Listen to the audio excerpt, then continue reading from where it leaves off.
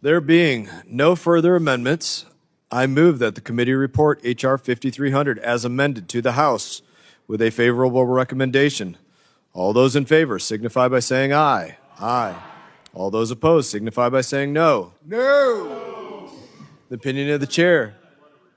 The opinion of the chair, the ayes have it, and the motion is agreed to. A recorded vote has been requested. Members will vote using the electronic voting system, and the clerk will open the vote.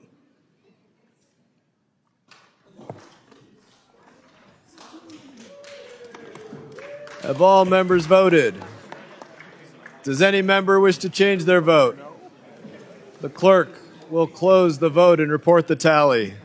On this vote, the ayes are 27, the noes are 24. Without objection, the motion to reconsider is laid on the table. The measure is ordered favorably reported as amended, as a single amendment in the nature of a substitute, and staff is authorized to make any technical and conforming changes. This concludes consideration of the measures noticed by the committee for today. I want to thank all members for participating. There being no further business to transact, the committee stands adjourned.